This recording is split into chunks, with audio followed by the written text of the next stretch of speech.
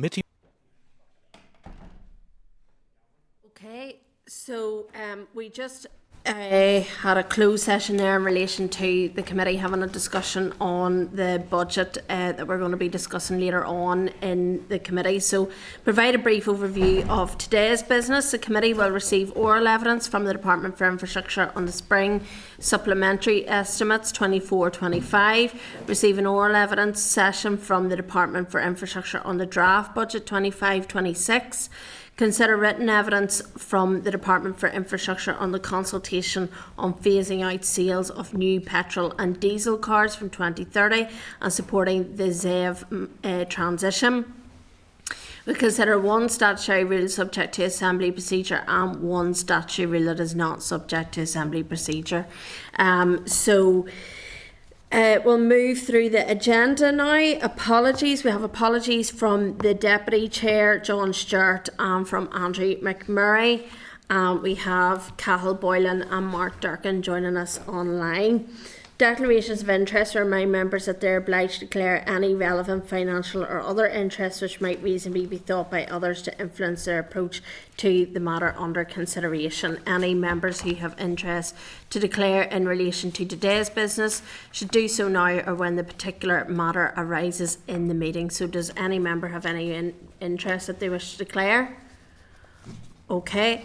Chairperson's business, just to say, obviously we have a new minister that's in place now, and we had a constructive working relationship with the previous minister, Minister O'Dowd, wish him well in his new role, and we obviously congratulate the new minister into her new position. We look forward to working with her. We will be a critical friend in relation to the work of the Infrastructure Committee, and the minister will be coming up to committee in due course, so we look forward to that. Draft minutes. At page 7 you'll see the draft minutes of proceedings of the meeting on the 29th of January 2025. The seeking agreement that members are content that the minutes are a true and accurate reflection of the meeting on the 29th of January, and if so, I'll sign the minutes now. Mark, sorry, I see you're indicating. Sorry, Chair, I'm sorry again, I'm not there. I'm nearly ready for a physical return. But it was just, Chair, on your comments around the new minister and the former minister leaving. I think it would be, I suppose, appropriate for us as a committee to write to the outgoing minister, thank him, I suppose, for his efforts and wish him well on his new endeavours. And ask him as the Finance Minister to make sure and send plenty of money to the Department for Infrastructure. Yeah, happy with that. Members, you content? Yep, okay, thank you. So just on the draft minutes, are you happy that they're an accurate reflection of the meeting? I'll sign them. Yep.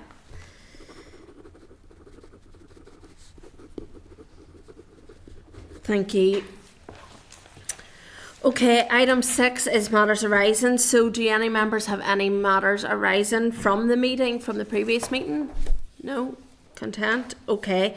Item 7 is correspondence. At page 16 you'll see the correspondence memo. At page 21, copy of the correspondence from the Committee for Communities to the Minister for Infrastructure to highlight the Committee's concern that a lack of investment in wastewater infrastructure is adversely affecting public services, the economy and the building of schools and hospitals. We're seeking agreement to write to the Committee for Communities requesting a copy of the response when received, if you're content, yeah. Okay, page 43, reply from a member of the public to the committee, correspondence regarding a complaint made in reference to the Northern Ireland Planning Portal. So I'm just seeking agreement to write to the individual and provide a more detailed explanation of the committee's role. Are you content? Yep. Yeah. There are people out there, yeah.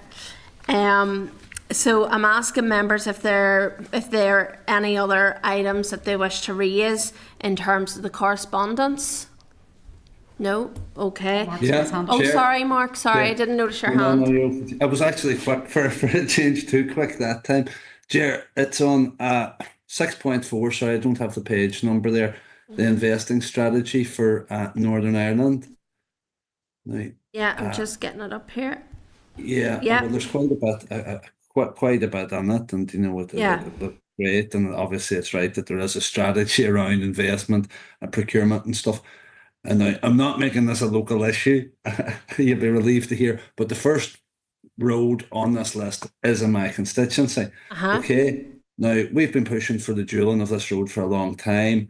And now, of late, we've been told it's put back due to work on the local transport plan, the regional transport strategy, etc. So it got me thinking: is this investment strategy kind of preempting the work being done in those other plans and strategies? And could we have some sort of clarity as to how they marry up? Yeah, we can do that. Is that specifically, are you asking specifically No, on that road specifically, or overall, no. just to see? Yeah, I'm sure if members yeah, look through it, they see things in their own yeah, constituencies and similar sort of yeah, abeyance or limbo currently, and we'll be glad to see that there are plans to get them going in the near future. But it kind of makes a mockery out of doing a public consultation, asking people for their views when you're already uh, bidding for or planning on the money that you're going to spend on the project. yeah. No, we can check that out, Mark, and get some clarity in relation to that. That's a fair point. Members, you content? Yeah. Okay. Thank you. So I'm seeking agreement then on the back of that members are content to note the rest of the correspondence is contained in the memo in the meeting pack. You content? Yeah. Yeah. Thank you. Okay, item 8 is the Spring Supplementary Estimates 2024-25 Department for Infrastructure Oral Evidence. You'll see it there in your table papers at page 3, the Clerk's Memo Spring Supplementary Estimates 24-25. At table papers, you'll see page 6, Spring Supplementary Estimates 24-25 and accompanying slides. Department for Infrastructure written evidence.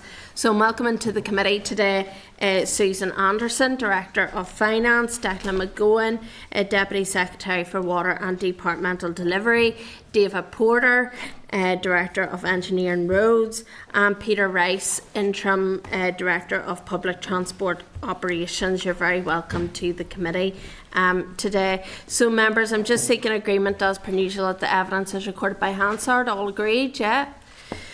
Okay, thank you. I suppose before we go into the evidence session, I do just want to outline, I've outlined it a number of times before in terms of the committee.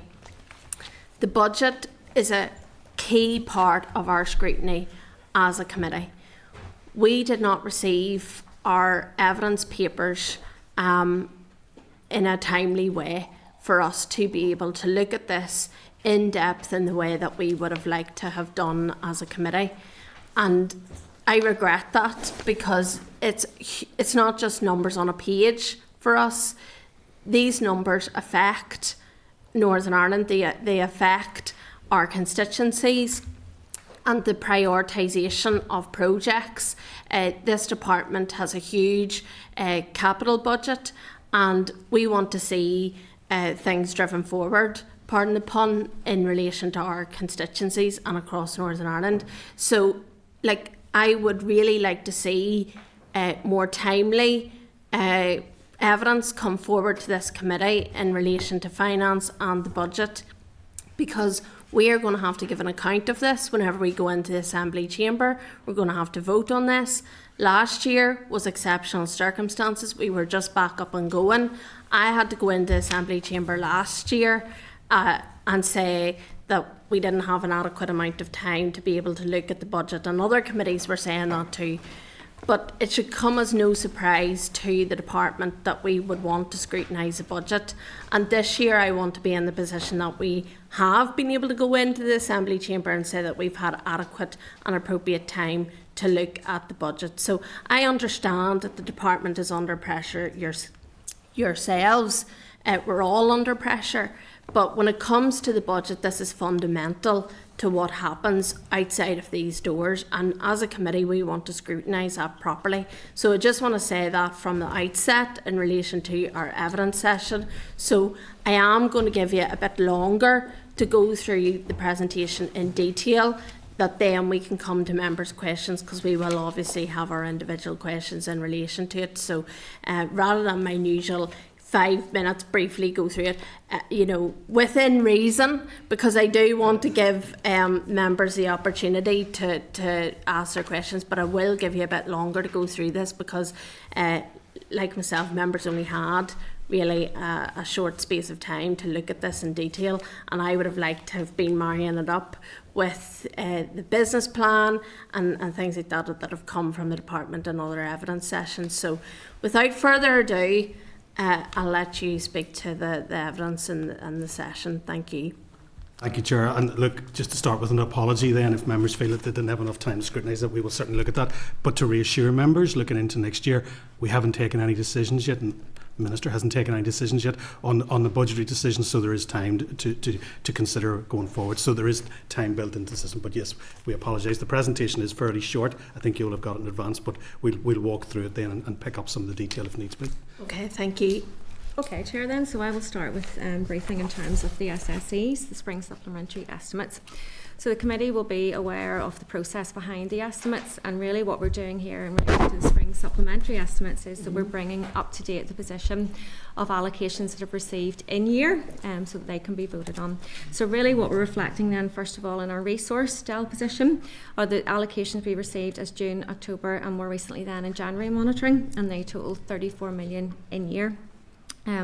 We've also then received a number of technical transfers from other departments, and again they're reflected then in the main from the main estimates to the Spring Supplementary Estimates figures. Around 4.5 million we've received in technical transfers from other departments. The majority of that relates to CODA, City of Derry Airport. 3 million received from Department for the Economy, along with just over £500,000 in relation to rural transport funding as well from DERA. It also then reflects additional allocations that were received in year in relation to the Windsor framework. So there's another just over 4 million reflected in the figures.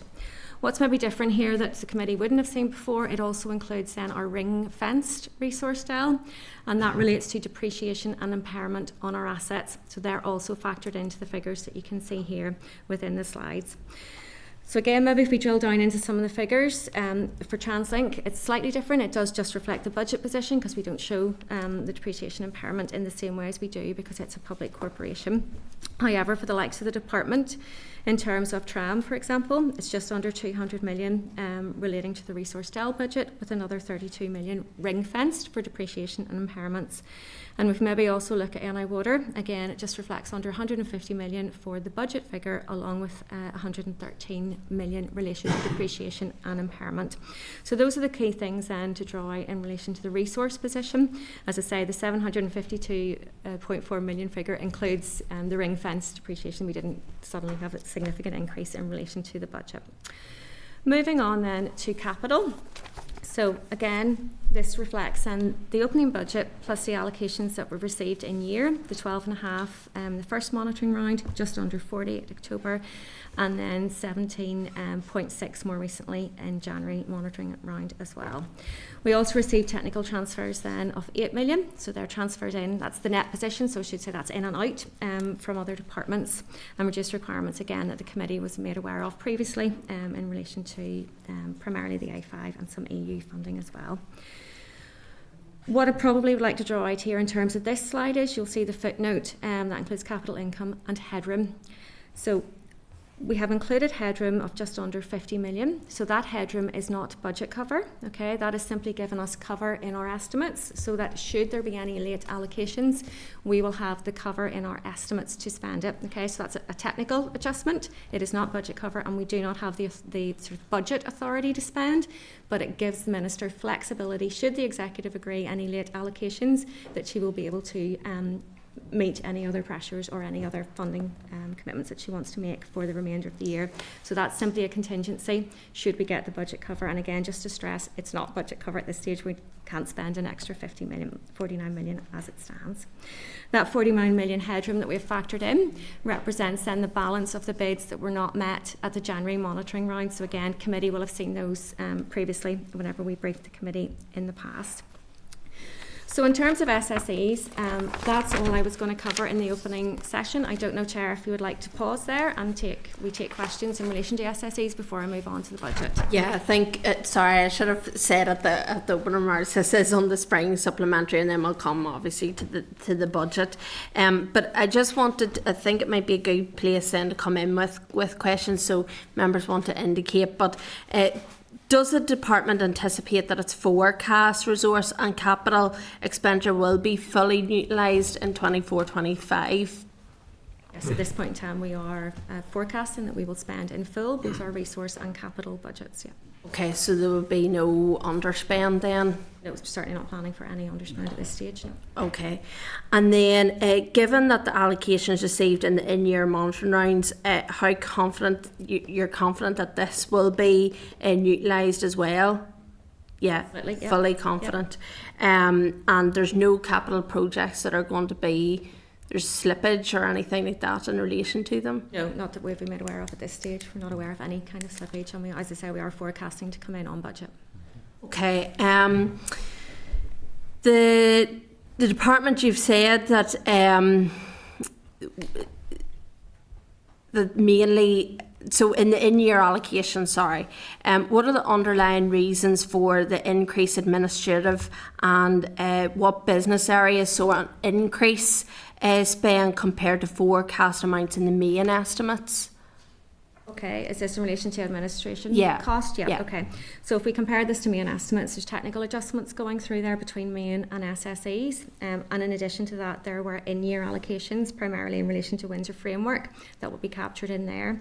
I suppose really the comparator is, I suppose on a like-for-like basis, we'll be looking at last year's, and you'll see there's a small decrease there compared with the last year's outturn to what we're forecasting for this year. Okay. So you reckon then that there will be more spent then next year? In 25, yeah, 26. in the next financial year. We haven't agreed. Minister hasn't agreed any budget decisions for next year. Okay. So again, that will be wrapped up as part of the budget decisions for next year. Okay. Members, do you have any questions at this stage, Keith? Yeah, just a quick question, and it may roll into the other presentation as well. Resource or capital, the little pie chart you produced there. The tram budget, okay, so active travel, is active travel broadly capital within tram, I presume, or is it resource? So there's an element in both. Okay. And I think are you getting to the point about the question about 10% and working to that? No, I'm working towards if a project, an active travel project can't be completed, let's say it's resource or capital, right. Can you then park that, say we're not going to spend that, can you pull that back into tram and spend it on roads in simple language? Well, I get what you're getting at. So there's a whole range of projects, and it's back to the point the chair made, or the question the chair asked about, are we confident that the capital projects will all complete? So what we have as a department is a whole range of projects that we're balancing, and so any one of those could be slowed down because of bad weather, or contraction issue, or land issue. But we have many others that we then accelerate, and provided that we know that we can see that early enough, we can actually do that. So the likes of an active travel scheme not being delivered, provided that we get early warning of that in the year, we will have a maintenance scheme, or we will have another active travel scheme, or some other road improvement scheme that we can bring forward. So active travel money, if it not was going to be spent in that year, can go till Turner Road? It could do, yeah. Now, if it was very early in the financial year, we would do our best to try and spend money within its allocated budget line. But if it came to the point that we were running the risk of losing that, and if it's not ring-fenced money, well, then we would redistribute that within the department with finances approval. And final question: so the active travel money, how much of that would you not be spending in a year? Give me a guess. If you were saying how much active travel are you not fit to spend, and you're putting it on roads? So there's no. Well, if we take this year, the programme that we started out with at the start of the year, they're achieving that. Okay. Now, it might well be slightly different schemes than we said on day one of the financial year, and particularly in terms of the actual proportion of spend might change on individual projects. But overall, that budget line has spent out. Okay, thank you. I just want to check, what engagement does the department have with the Department for finance supply team, and how regularly does this occur to ensure obviously that the executive have regular and timely information on the financial landscape for the department? Yeah, so starting at my level, at official level, we engage regularly, daily basis. So we're back and forward, we're providing information, very short notice, back and forward information to them as requests come in. So it's regular, it's constant basis, me and my team at official level. And that's daily. So in terms of that, you're flagging up pressures that may come, things like that. For example, a division has sort of an emergency where there's subsidence on a road and that type of thing. They're finding it tight financially. Like, I know that's very micro level, but is that So in that situation, we would look internally ourselves. So that's be the first protocol, look internally to see can we meet this ourselves. And then obviously as part of the formal monitoring round processes, we would flag and highlight those pressures then to DOF officials at that stage. Okay. Members, do you have any more questions at this point? No? Yeah. Mark? Chair, and no, thanks to the team for coming in. I was just wondering if there was a breakdown, see, in terms of the capital earmarked allocations. I think in the Minister's statement on the budget, it says that would be 235 million. In this eye chart, it's 154. I would presume that's with the Irish government contribution to the A5 taken out, is it? Yes. Does that explain that disparity? And then could we have is there a breakdown of the 154? Because in the Minister's statement, it says it's for the A5, the A6, and the Belfast Transport or Hub. But in the document, it just says the A5 and the Belfast Transport Hub with no mention of the A6. Yeah, we can provide a breakdown of that. I mean, primarily it does relate to the A5, 65 million. The A6 is about 6 million again, and then the transport hub about an 80 million as well figure in there. It also includes City Deals projects as well, and a small element then for Peace Plus too, but we can certainly provide a breakdown in writing. City Deals was elsewhere. But so the A6 money, sorry, then, is that still paying for land that was vested? Or is there the intention to carry out new work on the A6? So that's the funding to tidy up the existing contract. So we're still moving towards a final settlement on that, financial settlement on that contract. So that's provision for that. With no sign of a new one. No. Okay. This is not new works on the A6. This is the existing Dungiven, the Drumahoe project. Okay. Thanks, David. Keith, do you want to come back in? No, it's fine. I'll wait till the next one. That's fine. Can I just check? You see in the spring supplementary estimate memorandum, it talks about addressing regional balance. So what does that look like in financial terms? In the last mandate we had, for example, pot for rural roads and things like that. Is that going to be part of considerations that are going forward? And if that is the case, will that be ring-fenced as well? Yes. Yeah. So that we have had, it started out as the rural road recovery fund, and then just the road recovery fund, and we've had that over the last few years. Whilst it's already been said that there's no commitment yet going forward to the budget, it has turned out, or that budget line is very, very popular with both the section officers and the elected representatives and the public, because it pretty much gives money to the section officers without too many constraints, and they can target areas that they know are going to have very, very significant benefit, and areas of particular nuisance or headache to the public. So I certainly in our planning for the budget for next year, we would be anticipating that we would like that, but obviously that's caveated on that it needs approved by the Minister. And will that be ring-fenced? Well, it's ring-fenced in the sense that it's on a budget line. Okay. It's not ring-fenced in departmental terms, in that the likes of the A6 flagship project or the A5, whenever we get that money, it is for that project, and that is ring fence in terms of the department. But within the department, then we just work on budget lines, so we would have that allocation on a budget line. So it's notionally ring fence. It's for that purpose, as opposed to ring fence in terms of how DOF would look at that money. And do you think, you know, addressing regional balance is not just down to roads, it's you know, water, it's transport, it's all of those things. So how does the department plan to do that from a financial perspective? Well, from a departmental perspective, we'll be a quality screen and everything, and maybe talk about that process, Susan. Yes, absolutely. So in terms of next year's budget, we're working through the equality screening process, and exactly that kind of thing will be picked up as part of that. Okay. And the rural proofing, of course, as well. Okay. And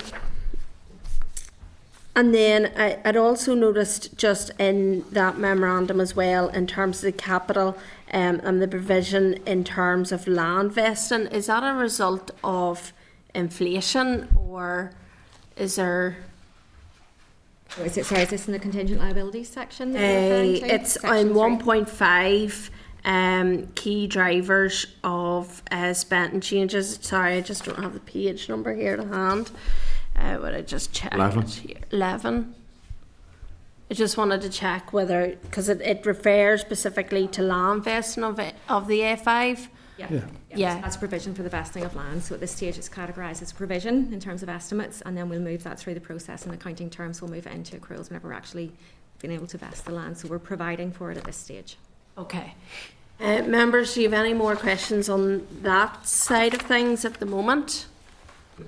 Yeah. Just see, how do you work out that figure for the A5, for example, land vesting? How do you come, is that a DOF, LPS principle? How do you come to a figure there?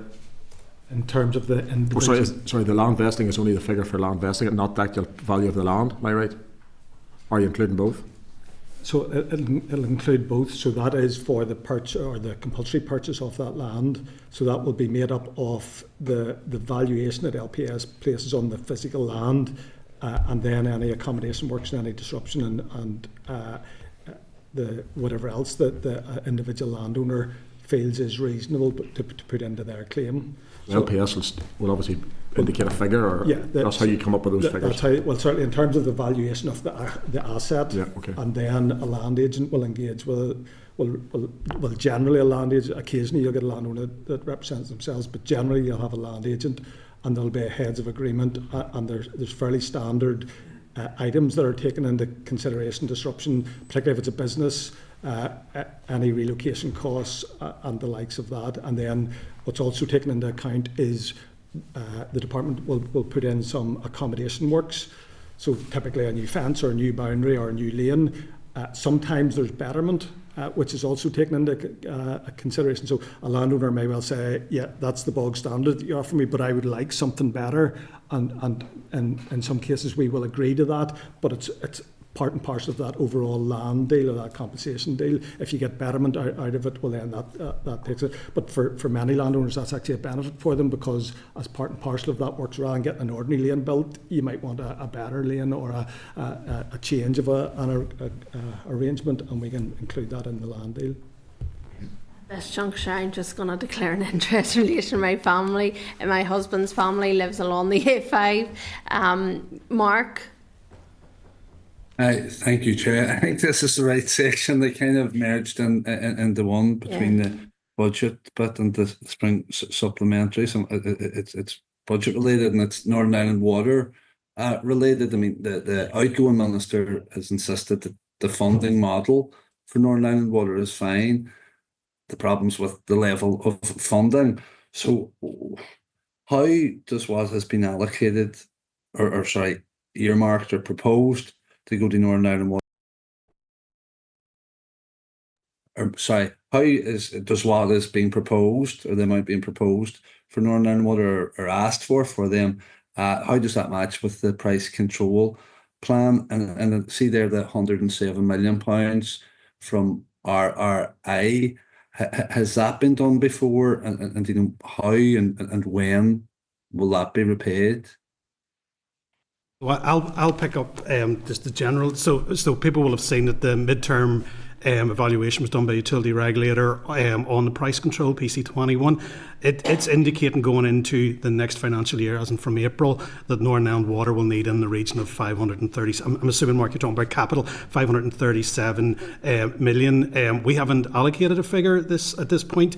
Of course, members will know, and we've heard me say before, we give Northern Ireland Water an indicative figure to work with over the 3 years of 321, but that was just an indicative to allow them to plan with some degree of certainty. We weren't saying that was the absolute figure, and nor have we until the Minister makes a decision. So I think, and I think it's fair to say that while, and we'll come to it in Susan's briefing, while we have a better capital position going into next year, we still will be challenged as a department, and you'll hear that from Susan in her presentation, and therefore the cake that we have to cut presents us with challenges. So there will be, no doubt, a gap between what Northern Ireland Water need going into next year and what we can allocate, but we'll continue to work with them, we'll continue to bid in year, and we're looking at, as you will know, the previous Minister's three-pronged approach, where we will continue to work with the executive to try and bring in more money. We look at developer contributions, and we look at other ways that we can work through SUDs and things like that to try and minimise the cost of the system. So it is going to be a challenge, but you've heard me say this before, Mark.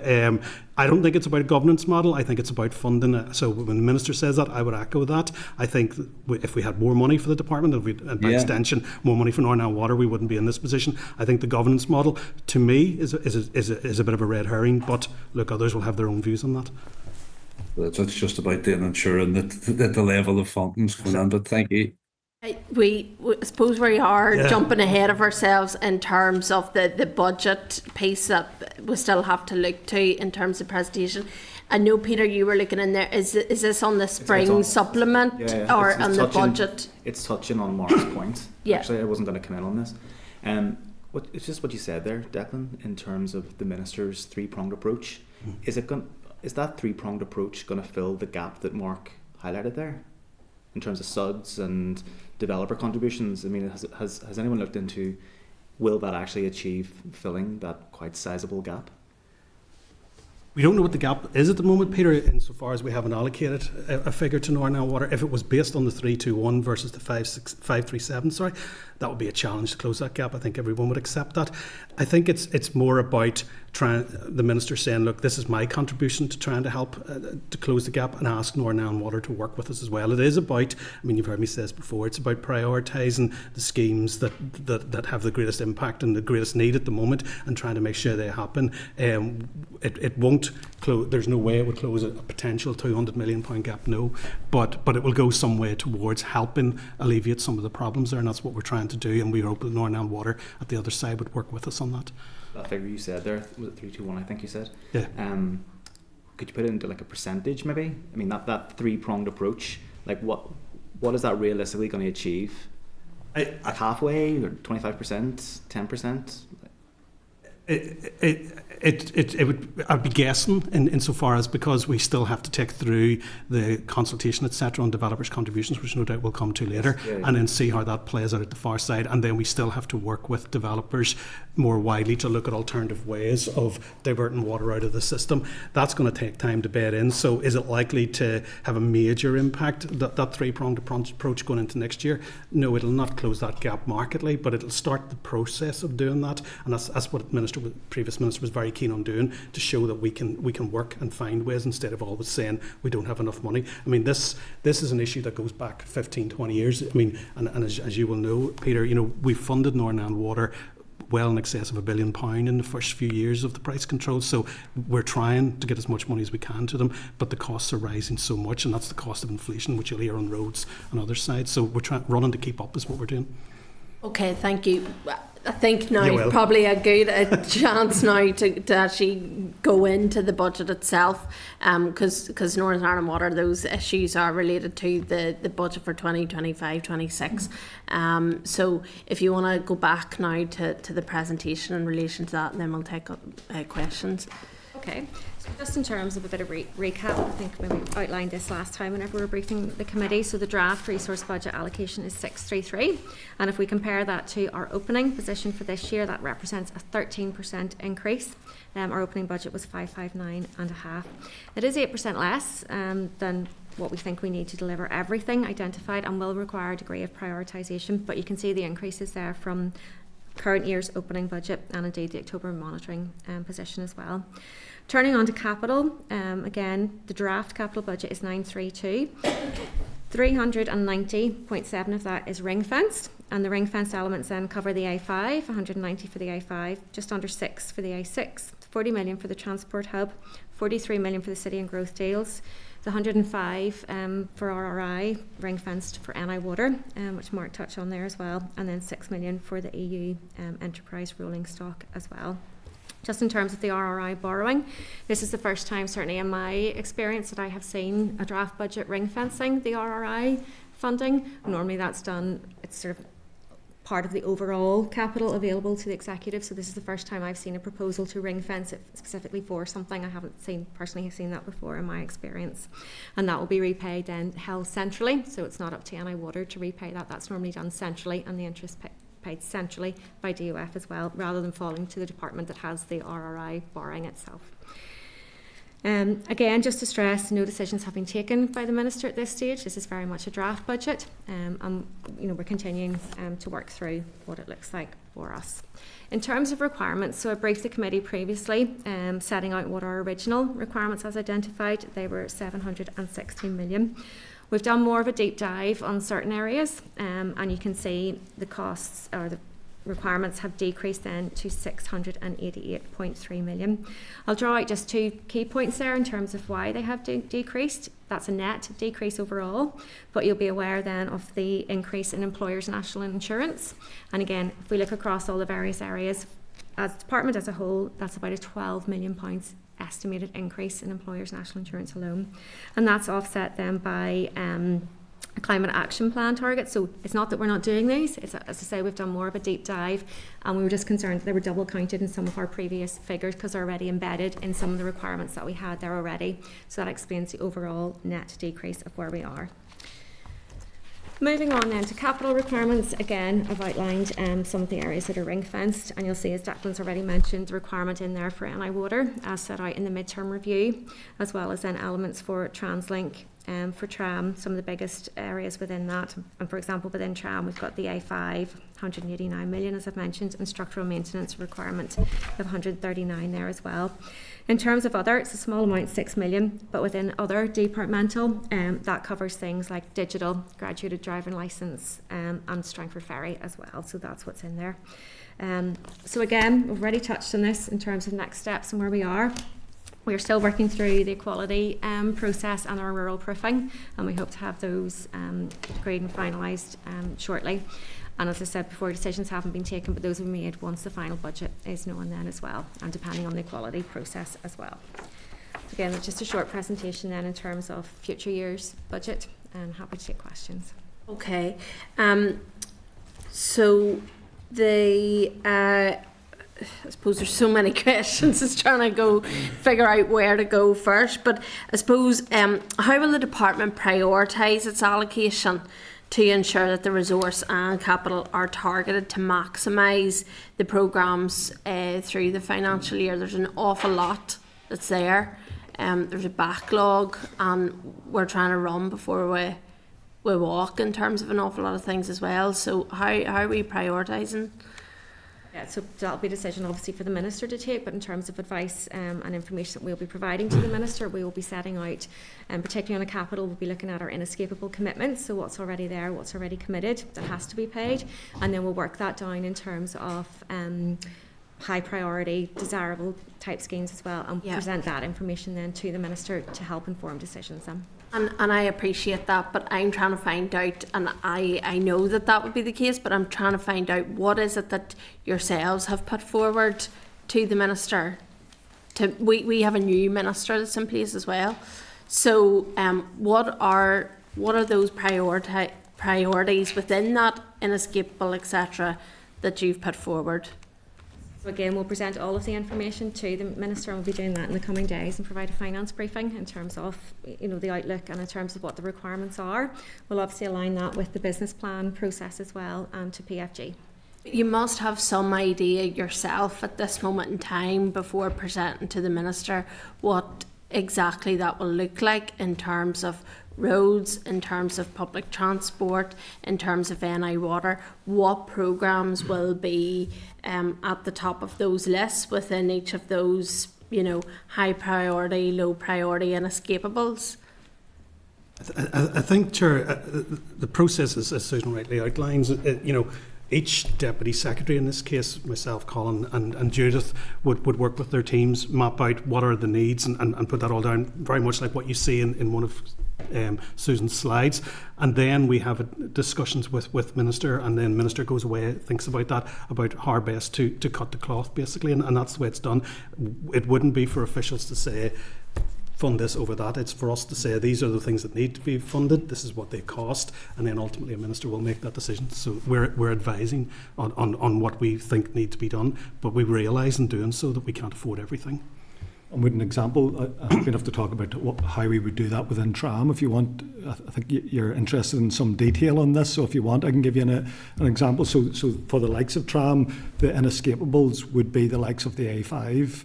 You know, so that starts the counting in terms of what are we likely to get. Yeah. We then look at other areas that we know where we have routine spend. So, for example, our structural maintenance. So that's the resurfacing pot for road. We know what we would like to spend on that, and we use our judgment to say which of those schemes are absolutely critical to take forward in terms of the deterioration of the road network, the availability of contractors, the fairness of spend across divisions. So there's all sorts of factors that we take into account in terms of how we determine what that pool is. We also then have the likes of our bridge maintenance and structural maintenance, or the maintenance of structures. It's an unfortunate term that we have structural maintenance and the maintenance of structures. So structures in our world are bridges, so bridge maintenance funds. So we will know the bridges that we are concerned about, the ones that we need to take forward, those issues that must be taken forward in the interest of public safety. And so we will allocate an element of that, and similarly to our streetlight network, and similarly to our LTSM, the local transport and safety measures. So we will go down through that process. We will get a figure which is way in excess, certainly in recent years, way in excess of what we are likely to get. And that's where then the judgment comes into what's the priority. And you touched on earlier just about the regional imbalance. That would be where that regional imbalance at a policy level. So the previous minister had said regional imbalance was something that they wanted the department to tackle. We expect that will remain the same approach with this minister. And so that's where you would be taking that into account as well. What projects are we taking forward that would align with that in order then to prioritise the long list of projects that you have in order that you can live within the allocated budget. Okay, so taking that then just a step further in relation to the RRI borrowing, okay? So you said that this was the first time that you've seen this being ring-fenced. So why is that the case? And then what will that be used for? The fact that it's ring-fenced, you know, obviously there's a need there that it's ring-fenced for that. So what then does that look like? I suppose the why, I mean, that's a decision that the executive has agreed on, so it's an executive decision as part of the draft budget. At this stage, it's ring-fenced for NI water, so it's not specifically for wastewater or drinking water, it's just for NI water. And that will be on top of their normal level of funding, or will that be? So in addition, then Minister will consider then the general allocation and then decide within that how much from the general allocation then will be used to top up the RRI borrowing ring-fenced amount. Okay, also in terms of the department, the Barnett consequentials, you're not expecting the same levels of Barnett consequentials, am I right in saying that? Again, that will be an executive decision. So in terms of the department, how do you intend then with the resource spend resource and capital in terms of the likes of winter service to ensure that roads are safe for motorists, all of that? How do you intend to do that? Because it's that in your monitoring that's going to be crucial for the likes of road safety in that particular element, and we have a road safety strategy. How does that match up? So with winter service particularly, there's one of two ways that we tend to manage it. We either can put a large figure in at the start and manage that and then give back some money, or we can, if we know that things are very, very constrained and we are likely to get money later on in the year, well then we can put in a smaller figure and then bid for that. Both strategies have their pros and cons.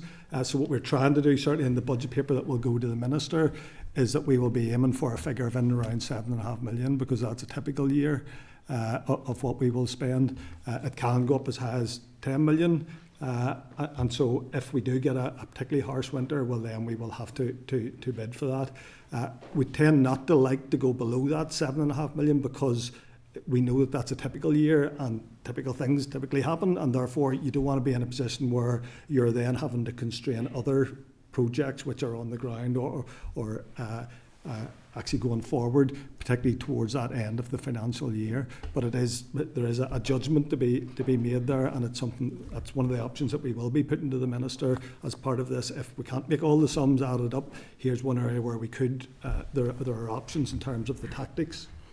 But it would be, am I right in saying it would be a concern if you're not getting the same Barnett consequentials as what you got in 2024-25? So I think the Barnett consequences is an executive thing. Yeah. It's not. It wouldn't be a concern in terms of the winter service piece.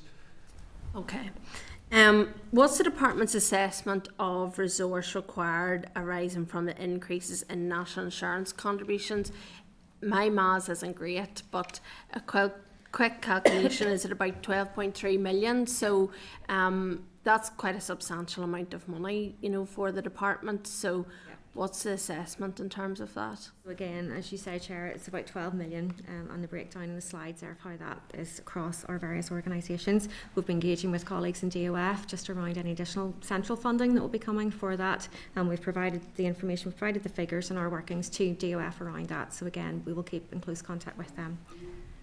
Has there been any contact with the likes of, obviously it's policy from Labour government, and just wondering, has there been any conversations that's went on with Treasury in relation to that, because it does put pressure on the department in terms of the amount of money that needs to be allocated for that? Again, so we wouldn't as officials be speaking to Treasury. That will be for DOF, the Department of Finance officials, and indeed the Finance Minister as well. And we know those conversations are happening, but we wouldn't be involved in those in any way. Okay.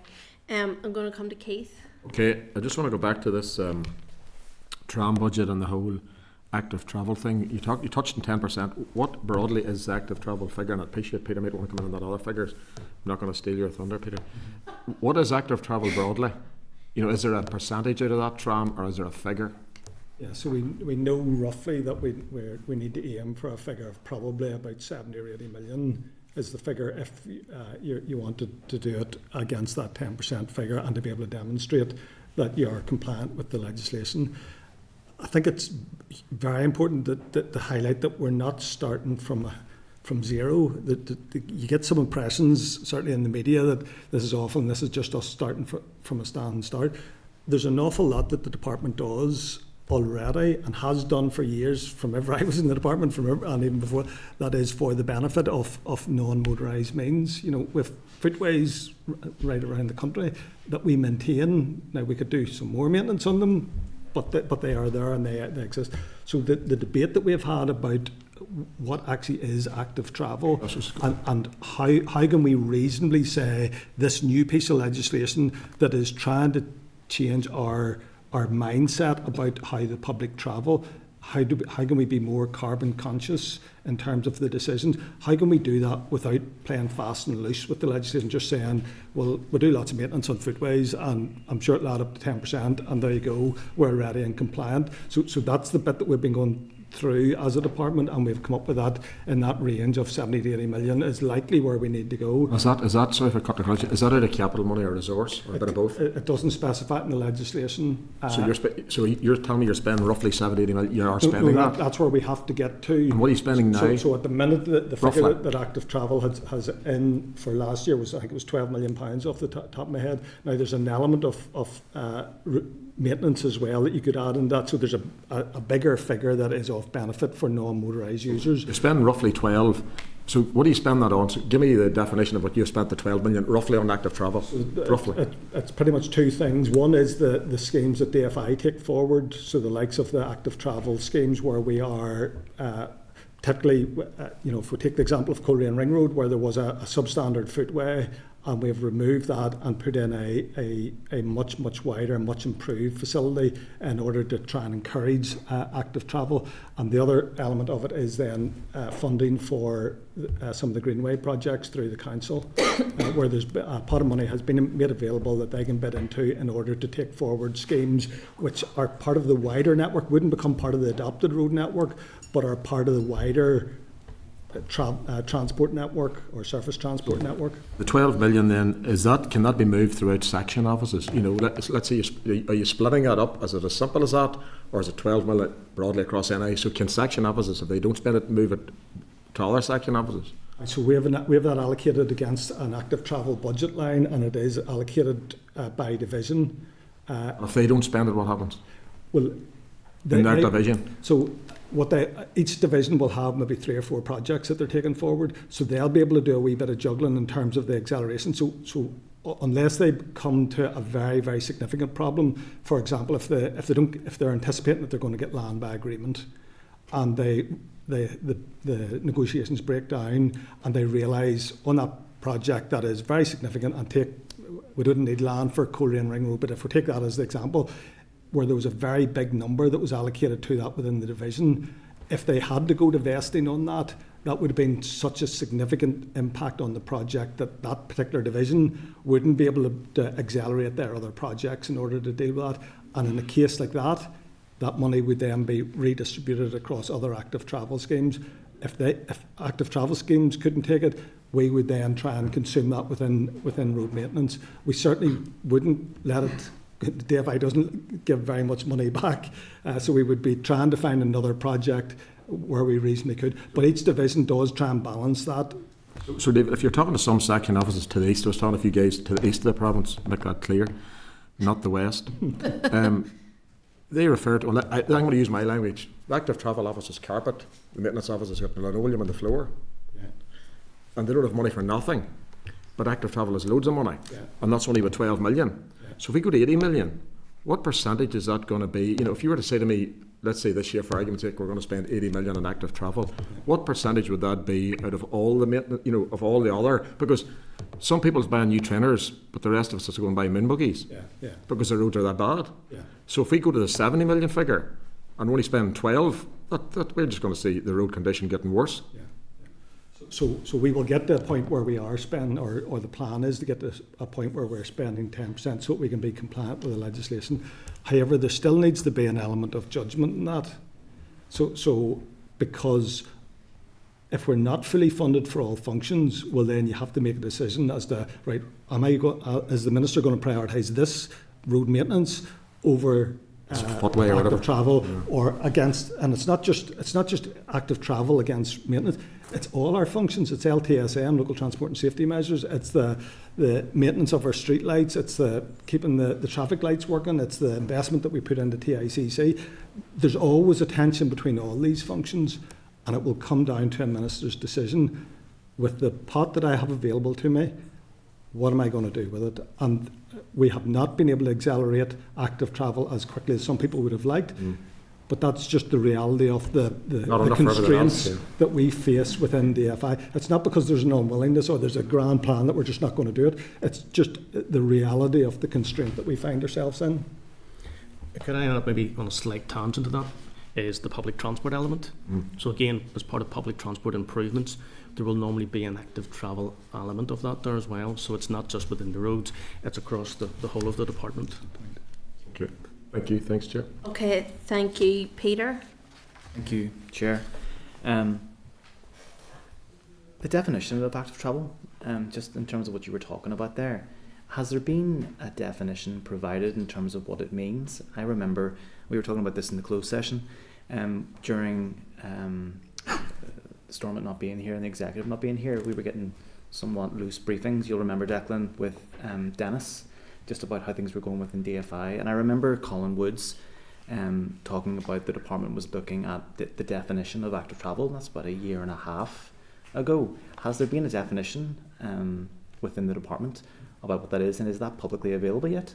Yeah, so there's the Minister launched an active travel implementation plan, and within that there is a definition of what active travel is. That's out for consultation at the minute, and that not only sets out sort of the policy position, it's actually a very practical document. Whenever you flick through it, there are maps of individual towns that it shows where the next planned projects will be implemented, and also then so there's solid lines of where we're committing to, or where we're planning to commit to bring forward plans, and then there's an awful lot more dotted lines of where the next versions of the plan could be. So certainly that's out for public consultation at the minute, and the definition is within that document. Okay, I'll take a look at that. The 0.3 million reduction in ramping up active travel in year one, how was that figure reached, and why is that reduction taking place? It was just a reprofiling. Okay. It's just simply a reprofiling between years. Okay, and then within that 158.6 revised figure, what is the active travel spend within that? If we know we're reducing it by 0.3, do we have a total figure in terms of active travel?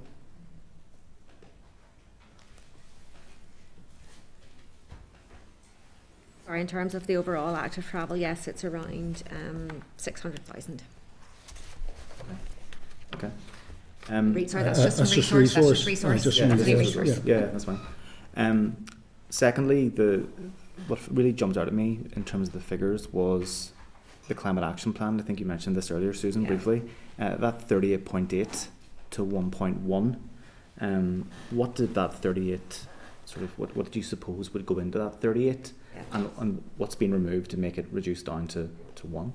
So it's actually a whole range of actions that are picked up as part of the climate action plan that will be across the department and TransLink, for example. Just to stress again, it's not that we've removed it, it's actually we've done a bit more of a deep dive and really drawn out that those amounts are already included in those top figures. So it's not that we're not doing them, we're proposing that we're not doing them, we're not including them in the requirements. It's just that we were worried about them being double counted, so that's why we've reduced that down to 1.1's what I suppose is left that wasn't already included in the previous figures as well. So does the department still think that we can reach the climate action targets in the Climate Change Act, or are we still confident about that? Yeah, for surface transport, yes, we are. Yeah. Okay. There's a plan in place for that. Okay, thank you. Back to me again to have more questions. I'm looking at the department's forecast of its capital requirements, 1.43 billion against the allocation in the draft budget of 932.7 million. Again, obviously a shortfall. So given that shortfall of the assessed need against the draft allocation, how will the department balance the allocation of its capital to ensure delivery of projects are completed on time? We know that projects being delivered on time is a problem, and within that obviously cost goes up as well, so we need to make sure that we're working on that, because ultimately that will save the department money as well. So again, it will just be the same process where we'll go through, we'll provide Minister with information around what's contractually committed. Obviously we'll look at the ring-fenced executive agreed amounts first of all in terms of the ring-fenced allocation, and then with the remaining general allocation we'll provide Minister with breakdown of contractual commitments and see where that takes us to in terms of what's left. We also, as we've done in previous years, we will be proposing an over-planning amount, so that again up front at the start of the budget process we are proposing an amount and element to overplan as we did in previous years as well, and that gives us a bit more flexibility that we can plan for things at the start of the year, and then if we get additional allocations in year we don't have to look for schemes or try and pick things up, that we're doing it as a planned measured process from the start of the year. So obviously with the shortfall there is going to be a knock-on impact on projects naturally. So what specific projects is there at the moment that will have that reduced allocation right now? I know you're going to say no decisions have been taken yet by the Minister, but let's be real here. There are going to be projects that are going to have a reduced allocation, and which of those are within the likes of the draft programme for government. I've also been asking about the major roads prioritisation projects as well, which is being delayed due to be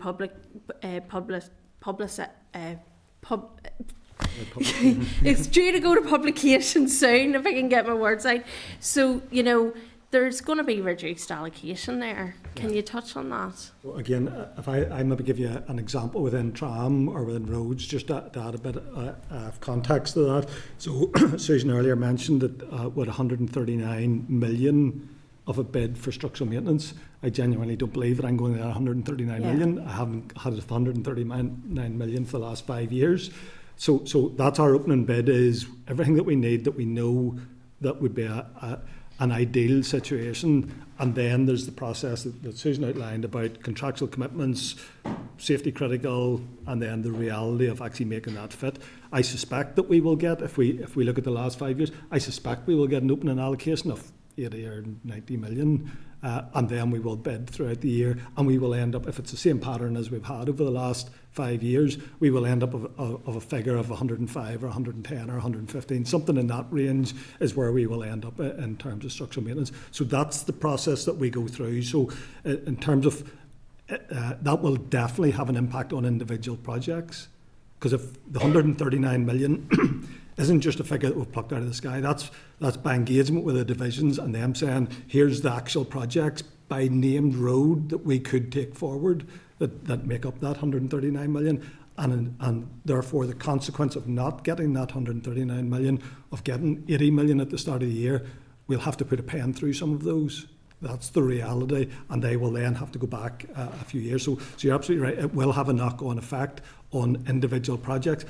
But again, that's not an unusual situation. That's normal.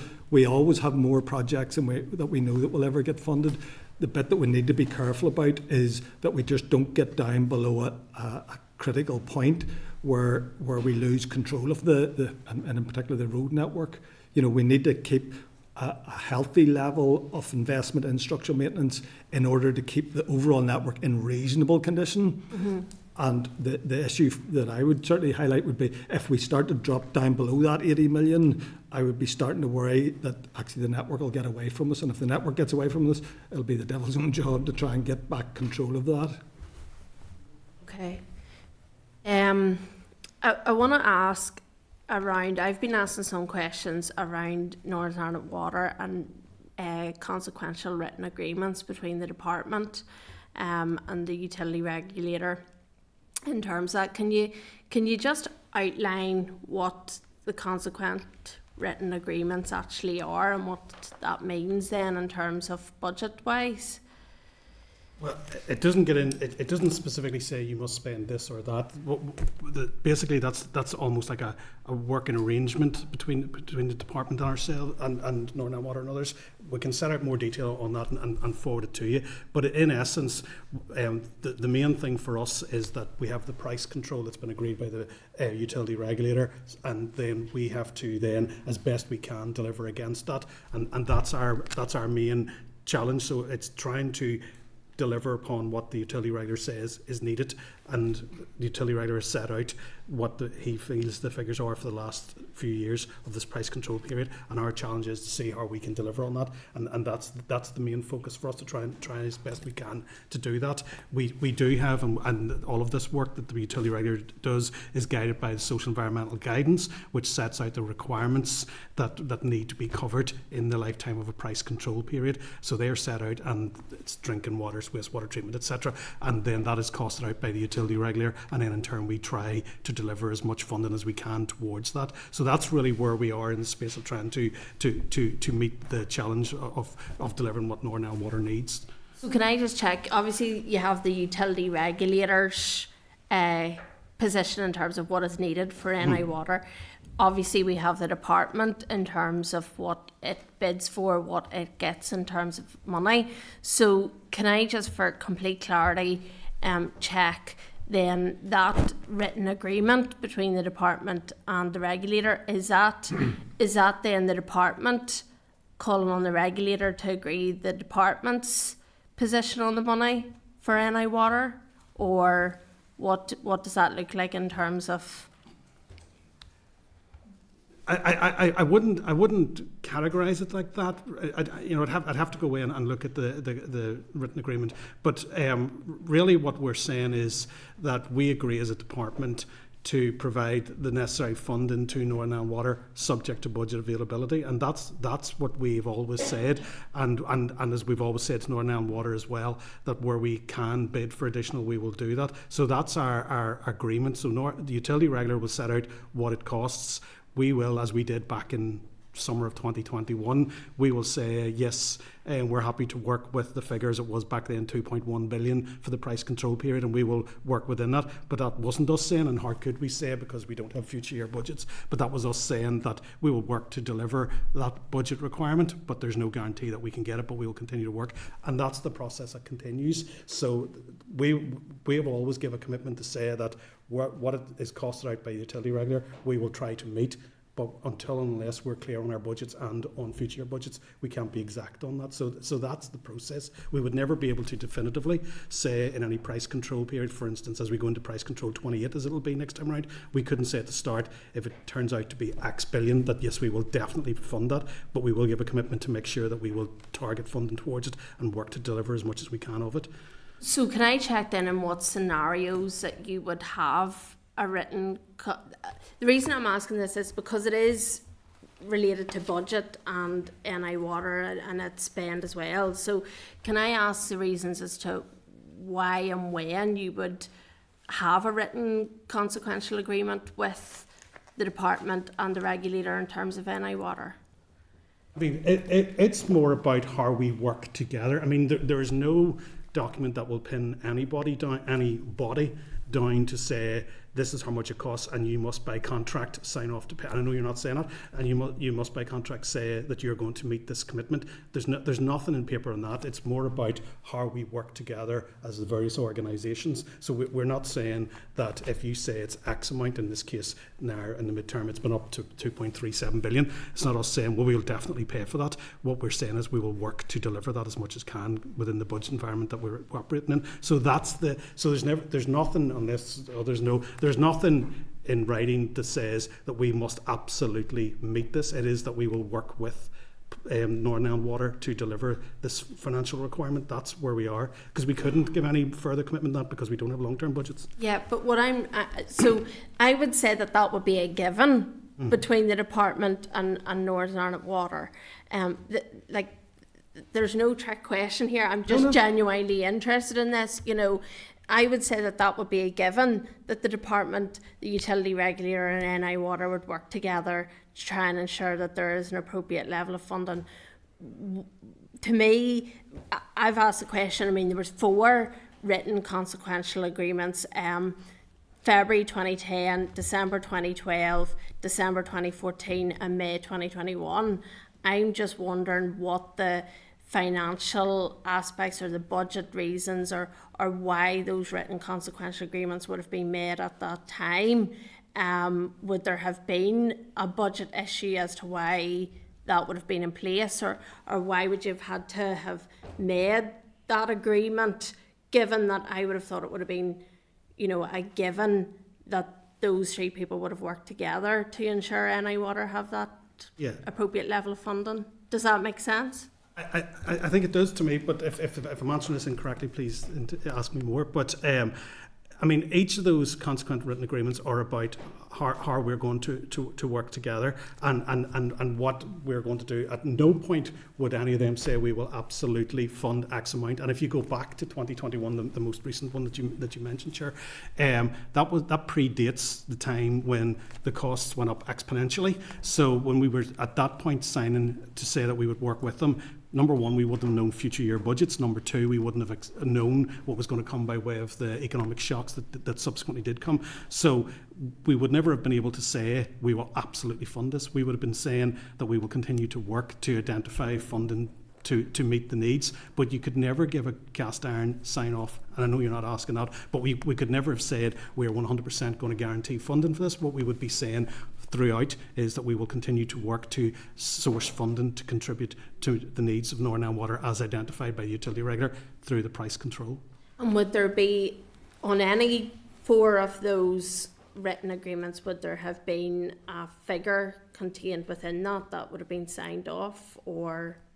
I can check. I suspect they're aligned to the price control, and therefore there would be a figure that would be what the utility regulator has identified, but it wouldn't be us saying we will pay.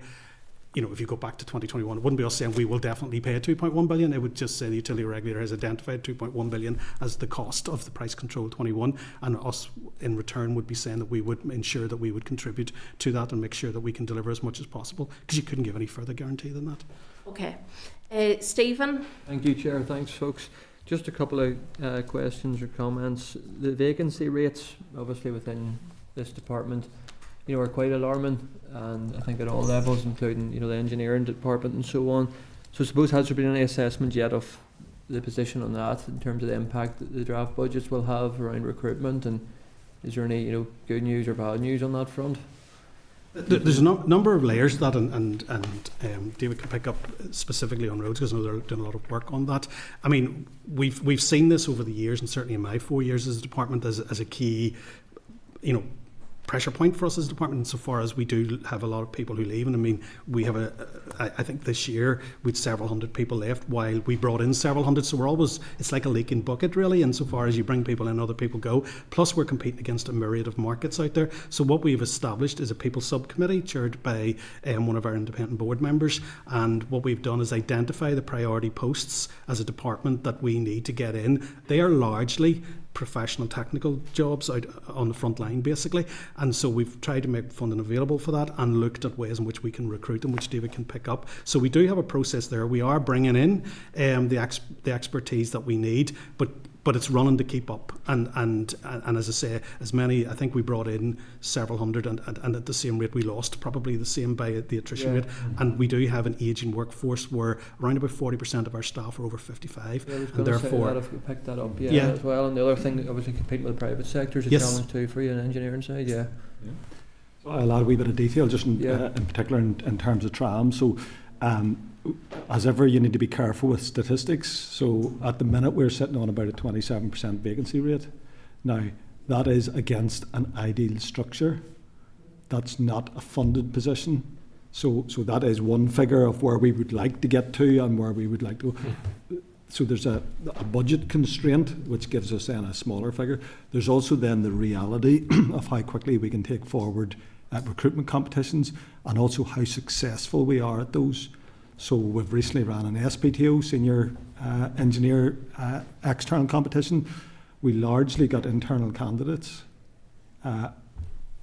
most likely because of what Declan said, just our attractiveness and the how volatile the employment market and how attractive the employment market is to people at the minute, particularly in engineering, civil engineering.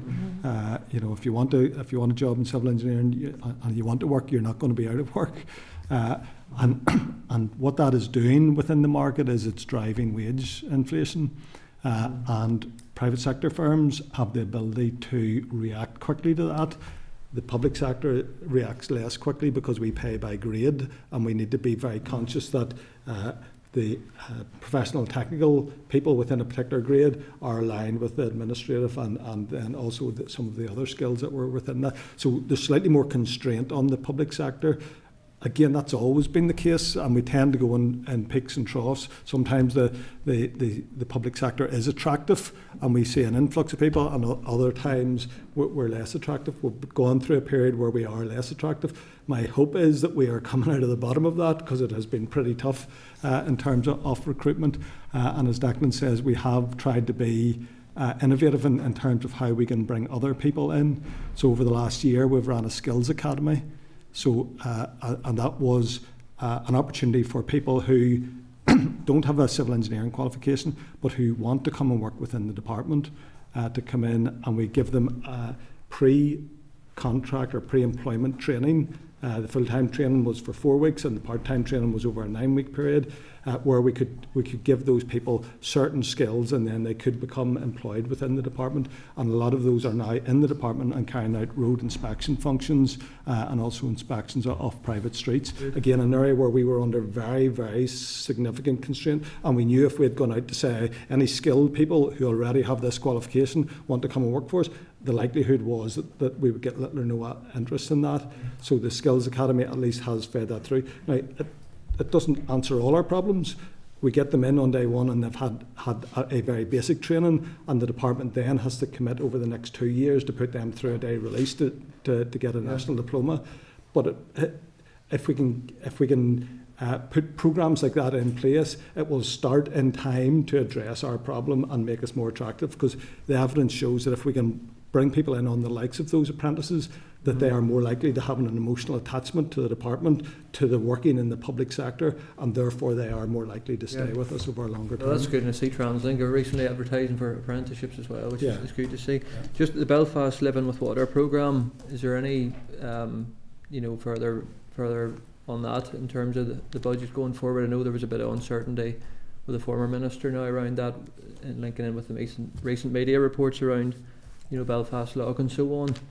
Is it too early to say around the future of that at this stage? Or? So, yes, it's not too early. I can walk you through that, Stephen. So, when it was launched back in November 2021, Living with Water programme was costed at 1.4 billion. Yeah.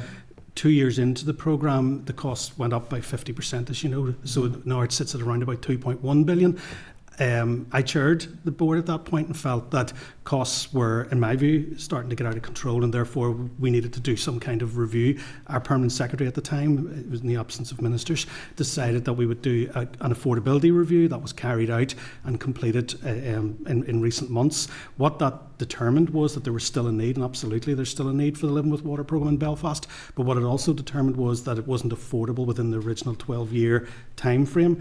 And so what has been decided is that it would continue on, and it is continuing on, but it would continue on at a rate that was affordable, and therefore, as members will know around the table, the price control PC21 has baked in within that the work that has to be done under the Living with Water scheme. So the decision now is for Northern Ireland Water to decide which of its programmes does it want to deliver, and that includes Living with Water. So it's about them having to prioritise now which of those schemes go forward into the next financial year. So in short, Living with Water is still going, and any decisions to turn off the projects would rest with Northern Ireland Water. Yeah. It's not with us. We've said yes, continue, but it would obviously be at a slower rate, understandably so, because of the 50% rise in costs. Yeah, no, that's helpful. And just finally, just supposed to emphasise the need, for investment in the tram setup. And I think in the recent 2 weeks with the storm damage as well, we've seen that the section officers particularly stepping up, and clearance. And I know staff shortages as well was a challenge for them. Yeah. But I think it does emphasise the need, and also we need to get beyond the limited service. Yeah. I think too that it's had an adverse impact on right across the country. So. Things like gully emptying beyond one per year, has an impact. A short-term thing like that can be a much wider and longer term. So, just to emphasise that. So, thank you, folks.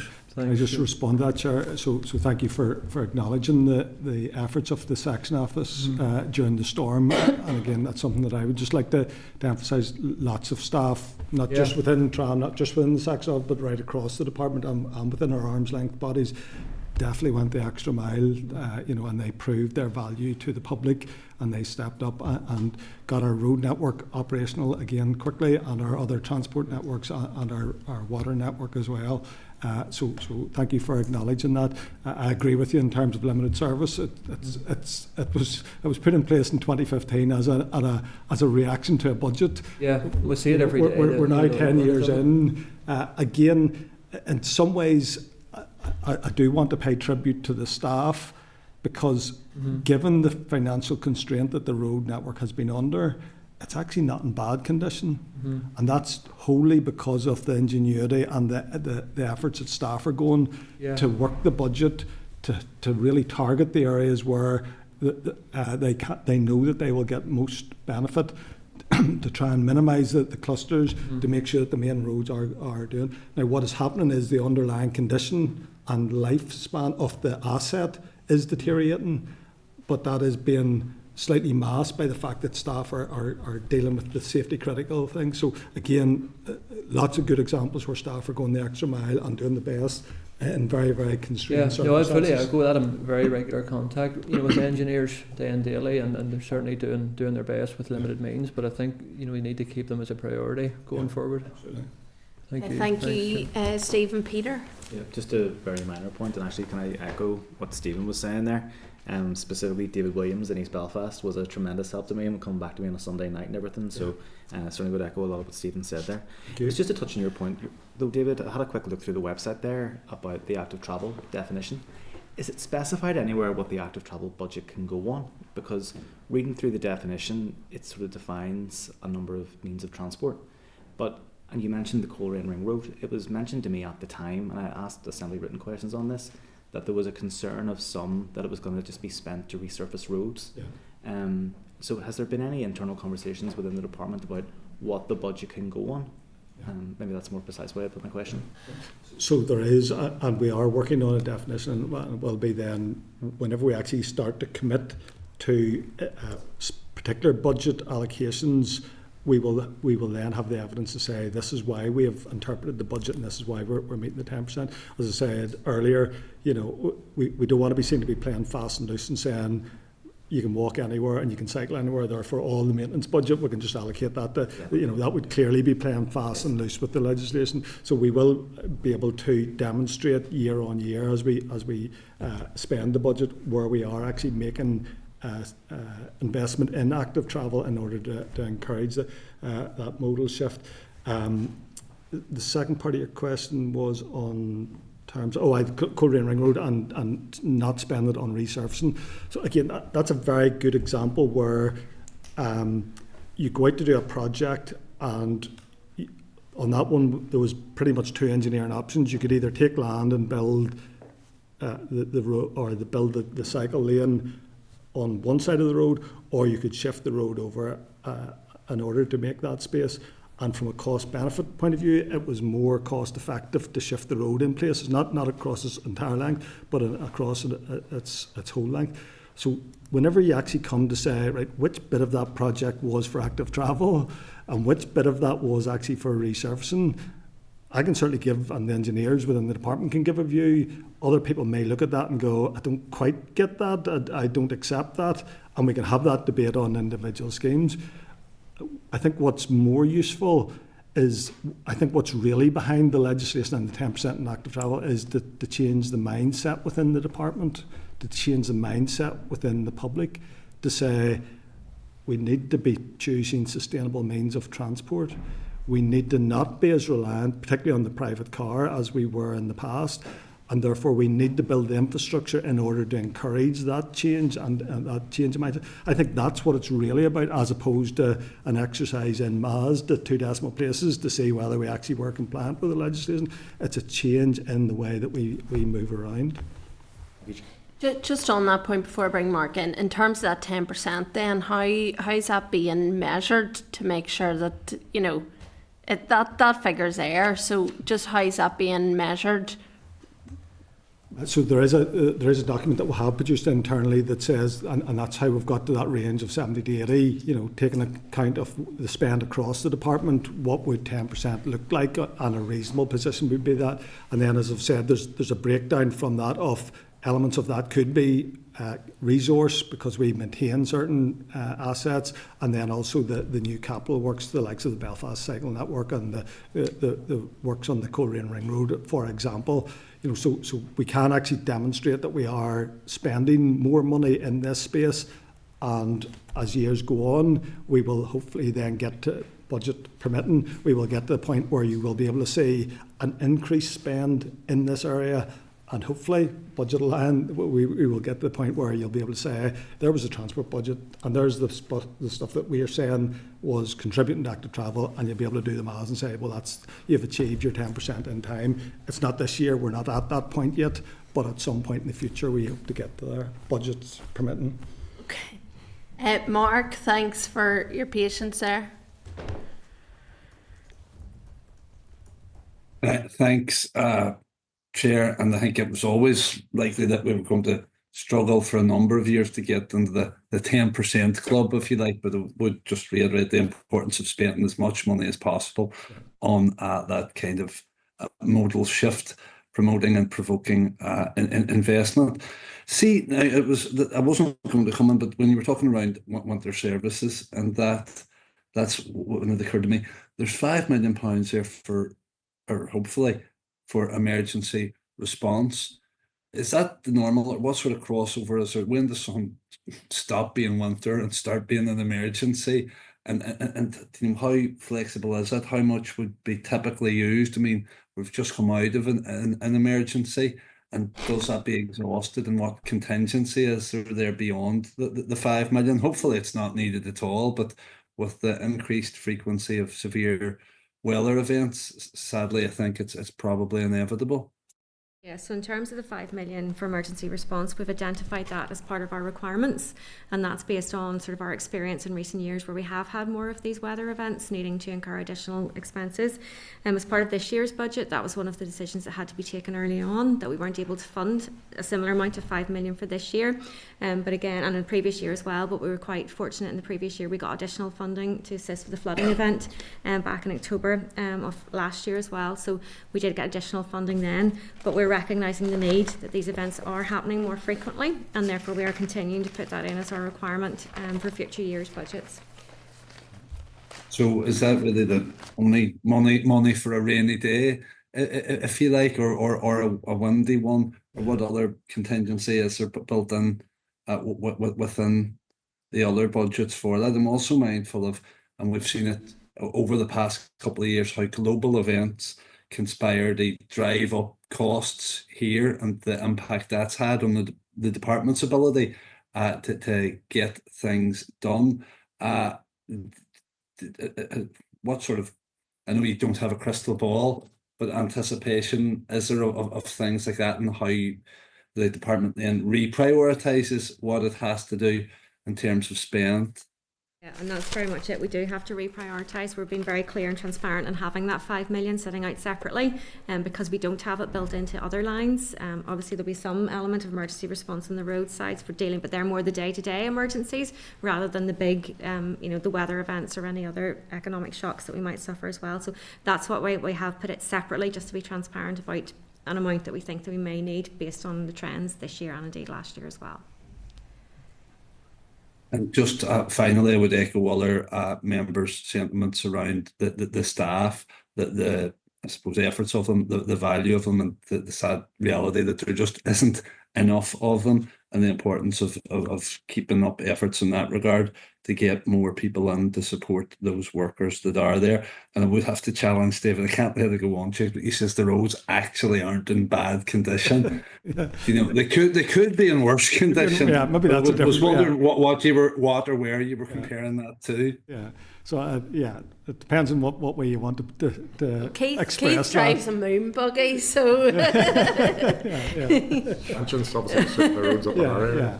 But they could. I think the point was they could be in a whole lot worse condition if it wasn't for the good efforts of the staff and the way that they know to target money and that roads recovery fund, and also their ability to identify and clusters of defects and to manage that in the most sensible way to get the best out of it. So they could be in a whole lot worse condition. thank you. Look, I just wanted to touch on lastly, because I have asked questions. Do you know yet in terms of, we had Storm Bert, Storm Dara, Eowyn, or however you want to pronounce that. There's many different pronunciations of it. All men, but each ferocious in their power against ourselves. Do you know yet in terms of how much, I suppose it's too early in terms of the most recent storm, but do you know yet in terms of Storm Bert and Storm Dara how much that actually cost the department?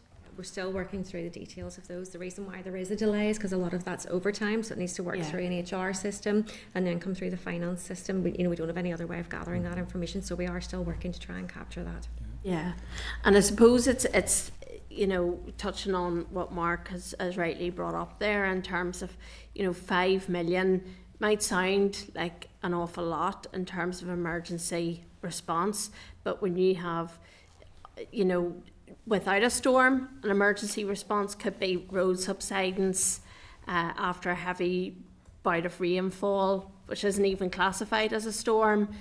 You soon start to see that 5 million pot get dried up very, very quickly.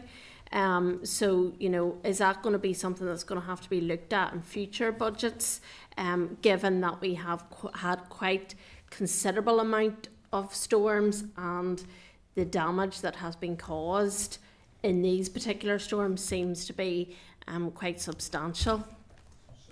In all likelihood, that figure will increase with time as the climate changes. So if storms become more frequent and they become more intense, well then that will have an impact on infrastructure and therefore we'll need to make more provision. It is worth highlighting that in relative terms they have a small impact on the overall budget of the department. You know, with a large budget and £5 million is not an insignificant amount of money, but actually in terms of the overall proportion. The other thing to keep in mind is that the likes of the storm, the most recent storm was on a Friday. A lot of our response was during the day. So a lot of that salaries and wages, which were already covered elsewhere, so they were people so it's actually only the overtime element of it that is the additional cost. So whenever we then go into the evening or the Saturday, that's whenever we started to incur costs. So it's not just as simple as saying an awful lot of people were responding. A lot of people were responding during working hours and were getting paid in any case. So in some ways that's the opportunity cost to the department, because if you're not doing the thing that you'd planned to do, but we're in emergency response. So some of it's opportunity cost. And the other thing to say about that wind event was, whilst it had a very practical impact on the road network itself wasn't dramatically impacted upon in terms of the infrastructure. Now, if you can contrast that to maybe some of the flood events where we get bridges washed away or flood defences overtopped and very, very significant structural damage, that then needs a capital cost to reinstate those assets. Whereas the recent wind events have tended to be an operational response, and that's where you tend to get, in relative terms, a lower figure needed to recover from that. I suppose I should maybe just from a public transport perspective, recent storm did do quite a lot of significant damage both to the infrastructure and also there will be a capital cost as well as resource cost to that particular storm. I suppose depends what type of storm it is. If it's flooding, it might have a bigger impact on the road asset. If it's wind, and damage to potentially to public transport infrastructure. So it's across the board. It's not just roads, it's public transport, any water, all would have been affected in different ways depending on the storm. Yeah, you took the words right out of my mouth, because, you know, I was conscious of the fact there would have been real, you know, all of that as well, in terms of capital impacts as well. And I know in my own area the impacts that it's had on some of the rural roads as well, in terms of that capital piece as well. But just then lastly, hopefully it is on the financial transactions capital. We have been asking just some questions around obviously EV, because that would be needed for private. So we have been asking around, because we have the mandate in place, whether financial transaction capital could be a means of drawing down money to ramp up infrastructure in that area. We did get a response back to say that the department or the minister would be looking at that, but I did note in ministerial questions in a written answer to a question that the department weren't actually going to be drawing down any financial transaction capital. So is that the case, or what will be happening there in relation to that? Because it is another means of being able to draw down money. I suppose the issue there is we haven't to date identified any definite areas where we could use financial transactions capital. As you say, it needs to be used in the private sector, but EV is one I know that the teams are taking forward. So we haven't concluded on it yet, a yes or a no, to be able to put something forward, but it's something that's being actively looked at. So there is discussions happening with the industry then and looking at that piece? It's being looked at internally now. It's not my team, I'm not too sure just how much engagement they're having externally, but certainly it's something we are looking at ourselves first of all, and then we'll determine whether or not it is actually appropriate course of action, because you're right, we want to benefit all capital transactions funding streams where we can. Okay. Look, thank you very much for your time today. We appreciate it. There may be things that we need to follow up on, and we may need to bring you back at very short notice as well, given that we will be going to Assembly pretty quickly on this. So we might maybe bring you back as well to the committee if there's further things that we just need to scope out in terms of budget as well. But look, thank you for your time today. We really appreciate it. And as we say, thank you to the staff that have been on the ground in the most recent storm, because it was a monumental piece of work that had to be done over a very short space of time. So thank you for your time today. Thank you.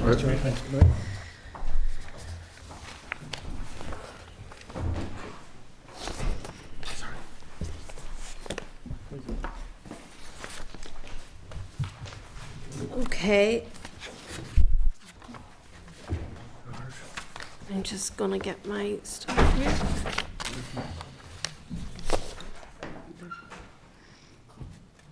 So I think I'm at Okay. Members, is there anything else that you want to follow up on in relation to that session?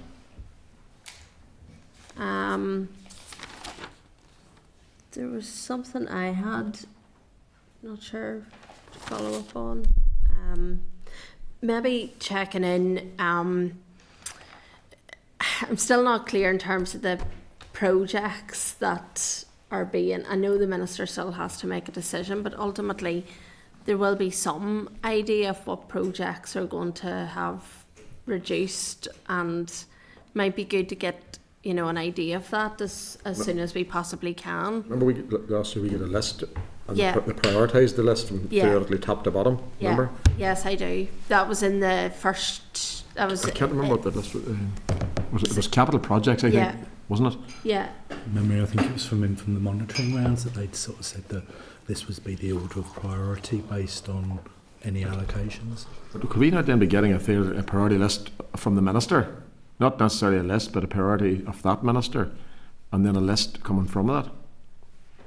Yeah, I think that's an idea. So the budget's never going to be what it needs to be, so they're going to have to prioritise from top to bottom. Yeah, it's just I think it's just to be clear, where the So a breakdown of those, let's call them the pie charts, a bit of a further breakdown of those pie charts to get a bit of an understanding of what is going to be prioritised within that based on what budget they do get, not what they do want.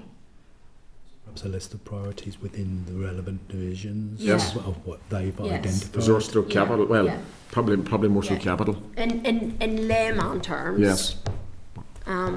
Because at the end of the day, NI Water, I mean, the RRI borrowing even, it's just for NI Water. We're not even sure if that's capital, resource, exactly where that will go. Will that go to capital, wastewater? How that feeds into our look at the capacity issues. So I think it's important, just giving money to NI Water is very broad, or just giving money to the transport is very broad. So I think that would be good to try and get a breakdown in relation to that. Members content? And Chair, sorry, just on that, and is it giving money, or is it lending money, or is it borrowing money to give? Yeah. That's the issue here as well. That it's money we might not have to pay back in the future. Yeah, no, fair point, and we can get clarity in relation to that as well. Chair, just one point, officials did indicate that that's actually not managed by the Department for Infrastructure. It's held centrally, so that would be managed by the Department of Finance. We certainly could get clarity. Yeah. Happy, Mark? Yeah, it's not managed by the Department of Finance. I get that, but it's they plug a hole in DFI's budget. Yeah. Really. Yeah. Okay. If members are content, then we'll move on. Content, yeah. Okay. The next item then is item 10, which is the phasing out of sales of new petrol and diesel cars from 2030 and supporting the zero emission vehicle transition consultation written evidence. At page 79, you'll see the phasing out of sales of new petrol and diesel cars from 2030 and supporting the zero emissions vehicle transition consultation. It's written evidence. I did come across this on Christmas Eve. That shows how sad my life is. But this did come across my attention then. So it's interesting that there is a consultation in relation to this. So I thought it might be worthwhile that we as a committee maybe write to the Department for Infrastructure to ask what steps they are taking to encourage stakeholders to feed into the consultation from a Northern Ireland perspective, because obviously we did hear from the National Franchise Dealers Association. There's obviously interested parties here in terms of Northern Ireland that I think it might be worthwhile to check if they have reached out to them to see if they're going to feed into the consultation as well.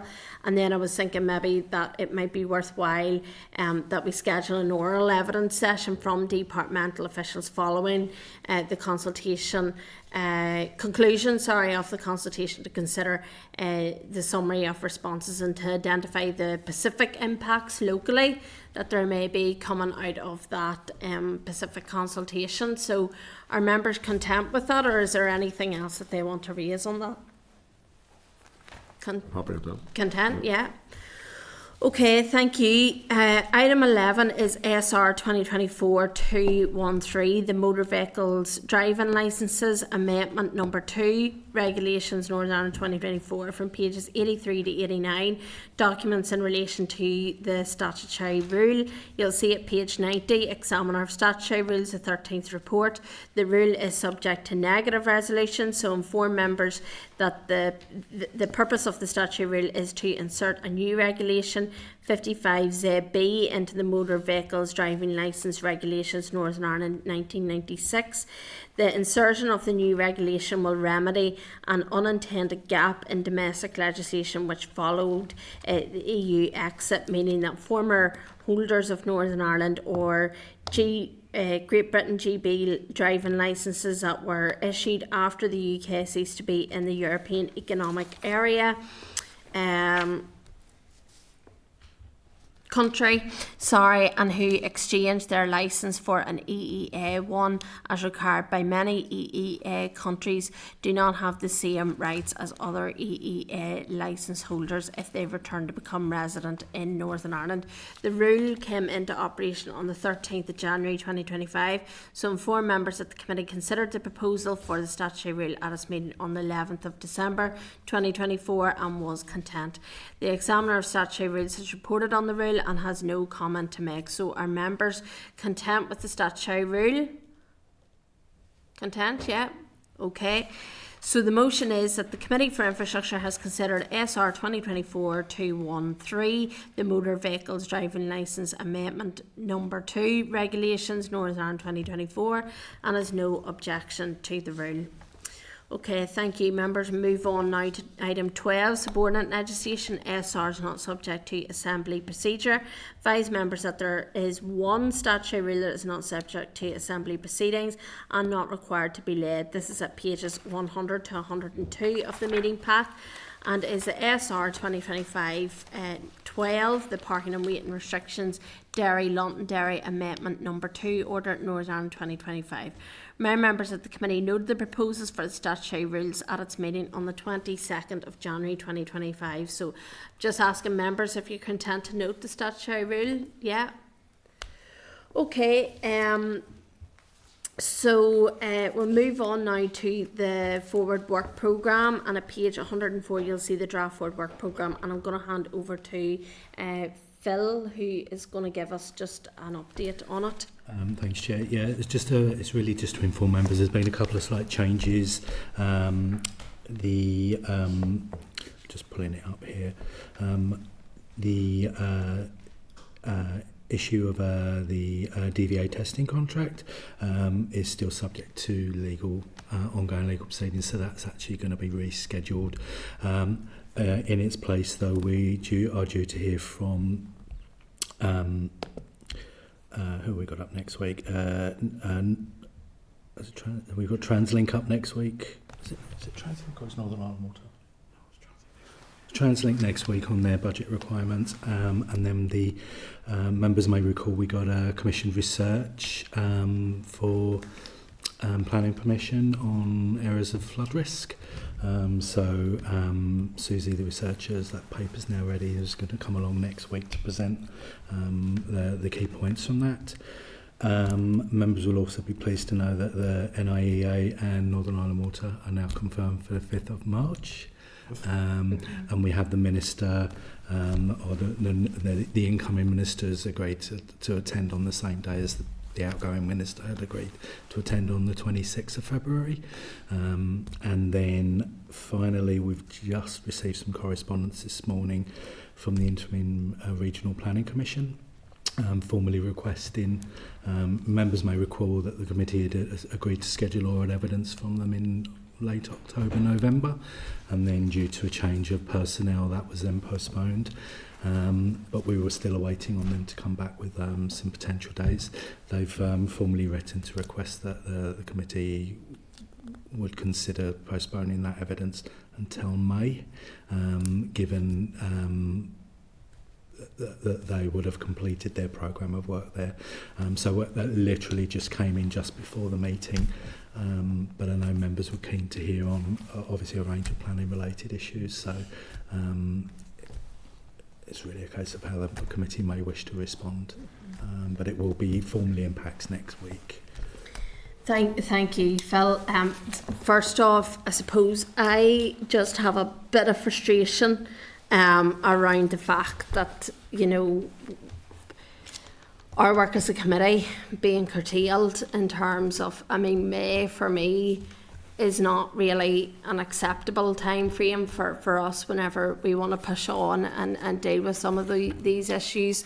I would far rather have people come in front of the committee, and I don't mind, you know, saying like there's still work to be done or one thing and another, but I would rather have that discussion. You know, so I don't know how other members feel. I suppose the other thing I just want to say is I just want to draw attention to the fact of the amount of planned business coming from the department to the committee. I think, you know, it is frustrating that we have had an awful lot of announcements in relation to developer-led contribution. We've seen no detail in relation to that. Some of the legislation, there seems to be slippage in time of it coming forward to the committee as well. And, you know, that is a frustration of myself in terms of seeing that work coming from the department to the committee, because we really want to get our teeth stuck into some of that legislative work as well. So, Mark, I see your hand up. Sorry, Chair, you're going to kill me. I did try to get in, but this was related to the previous item, and I don't know now has the ship sailed in terms of the parking and waiting restrictions order that we just went through. I don't know what virus we have as a committee, and like I say, I might have missed the boat here anyway, but they ask for further information on this. I'm just concerned that the area that it's talking about here is currently, like, there's a street that's been closed. It will be closed in total for 18 months by Northern Ireland Water while they carry out work, and huge negative repercussions for businesses in the area. And if now this is going to potentially compound that while this Northern Ireland Water work is ongoing as well, I'd just like to get a bit more information on it in terms of seeing maps and seeing who was consulted. We've been told there'd be consultation with people, but I don't know, did that include local businesses? The committee has agreed the statutory rule, but there's still time to get. Is there still time to get some information on that? Can I just double check it? Is it the parking and waiting restrictions 2025-12? Because that particular so that particular one is not subject to assembly procedures. So no. I mean, the committee doesn't have any role. It's for information, but certainly if the committee wanted to seek some additional information, if you could beg me that indulgence. Yeah, well, there's no harm in getting some more information, Mark, on it. Okay, thank you. You know, I suppose the committee did note it, but we will get some information on it if you're content. I'm content to get further information. I'm content, and then I'll know if I'm content with what's being proposed or not. You see, with that rule, it's already its department. It will come into effect. Yeah. So it's, Yeah. But certainly we can clarify on the engagement. All right. Okay, just now going back to the forward work programme, I just have frustration around it. I have frustration around the timescale in which departments bring forward their evidence to the committee as well. I mean, I reiterate again, I really did not feel that I had enough time to properly look in detail at the evidence that was given to us in relation to the spring and the budget side of things to be able to. Now, we did have a good session, no doubt about it, in terms of asking questions, but I mean, it would have informed us a bit better if there was a bit more time to sort of look more in depth in it. So, just on that, in terms of absence of business, I'm just going to suggest that as a committee we write to the department to request copies of each division's business plan and their performance against the objections, with a view to scheduling oral evidence over the coming weeks in relation to this. And in addition, if we can also request updated position on the department's planned legislative programme with indicative timescales, because this will obviously help us in terms of our scheduling of business, because, you know, look, I take for example the Reservoirs Act. I mean, we were told that could be potentially within this month or whatever, and we've still no sort of indication of when that's going to be. And for me, there are issues that are coming out of that may need to be scoped out before we actually agree to some of this as well. So it will help in terms of knowing the timescales that are coming forward. So does any member have anything that they want to say just in relation to anything at this moment in time? Just to come back on the point you were making there about the Interim Regional Planning Commission. I mean, they're scheduled for the 12th of March. Am I right in saying that now isn't happening and they're coming in May? Well, they have written back to the committee to say that. Was that yesterday that was received? You know, it was this morning. So generally the way the forward work programme works is we will try to put a programme that obviously reflects the committee's priorities, and invariably in that intervening period, as officials, we will reach out to the relevant officials with a view to, is this a possible date, etc. Now, in the case of the Regional Planning Commission, that hadn't been done because we were waiting on them to come back. So it's almost there as a placeholder to ensure that when they are available, we could just slot them in. The letter they sent in this morning refers to them, their understanding of being up to give evidence next week, but I'd since clarified that was just a placeholder until, you know, I don't want to fill the work programme out and say, well, you can't come until May anyway because we haven't got space for you. So it's just a sort of process we do to manage the work programme. So yes, that had been the date following my recent update. I thought, well, it is likely that the 19th of February may not work, so let's just push that down with the view that we would engage with officials. But then subsequently that letter came in at 20 to 10 this morning, so hence why it's not impacts for members. So that'll, just for clarity, that letter will be in the pack then. In the pack for next week. Next week as well. So we can maybe make a decision then in terms of once everybody has seen the letter, because I know a few people had to leave early and a few people are missing today. So you know, we can have a more detailed discussion on it next week as well in terms of what steps we want to go forward on it. But my initial thought is, you know, I took from the committee that planning was a priority of ours. It's something that we want to look into in more depth, and to do that we need to see where these pieces were at and inform ourselves that we could then move forward in terms of that. And our time is very short, and we all know in this building time goes very, very quickly. So, you know, my view is that, you know, May is it's a bit down the line for us. And certainly I would like to see something before Easter time in relation to that, but as I say, we'll have a further discussion on it next week in relation to that as well. I think it's important to take a look at the correspondence that's come in. But I mean, my experience on the committee, obviously I've been on it now for a year, is it's not really typical for people to write back and sort of dictate to us as the committee when they should come in. But I mean, happy to take a look at it, but I just think given the importance of planning, it kind of surprised me there. I caught your eye, Chair, whenever it was announced about that correspondence. So I certainly be in agreement with you on that. Yeah.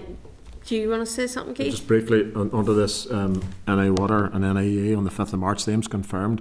If we, I know it's a bit maybe early, but obviously we talked about having plenty of time with NI Water. I'm not sure whether we need 50-50 time, but we just need more time than normal, specifically with NI Water.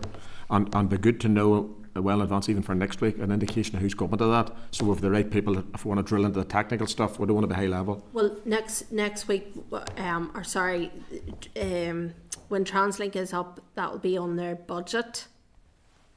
So then you'll see there the 5th of March is when they're up on the capacity.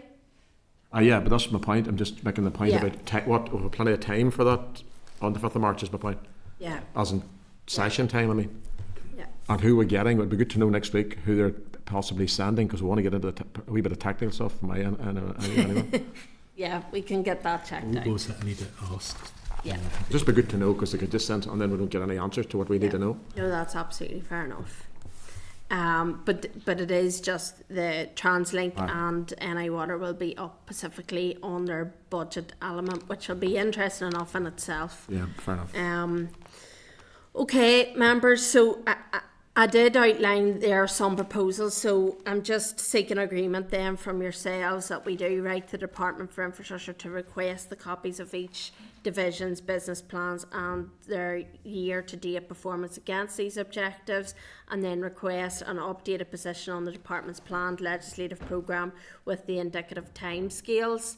And then obviously as well, members, just given the frustration of papers coming to the committee, I just think it might be useful to write the department as well to remind them of the timescales for interacting with the Assembly committees and to express the committee's disappointment of the lateness of papers for the planned evidence of spring supplementary estimates and budgets. So are you content with that? Yeah. Okay, and I just want to seek agreement then as well that we proceed with the evidence sessions as set out in the draft forward work programme and reflect any decisions taken today. Content? Yep. Okay, thank you.